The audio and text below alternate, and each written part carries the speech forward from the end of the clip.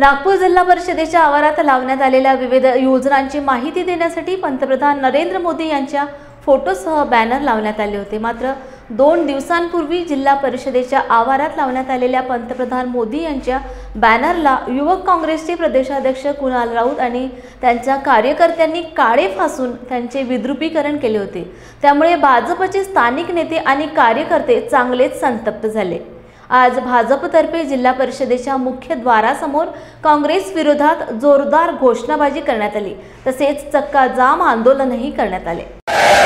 भारतीय जनता पार्टीचा यानंतर मी शिवानीताई दानी यांना विनंती करतो की ते उपस्थित सर्व भारतीय जनता पक्षाच्या कार्यकर्त्यांना मार्गदर्शन करतील। सुनील केदार मुर्दाबाद, मुर्दाबाद, मुर्दाबाद, मुर्दाबाद, मुर्दाबाद।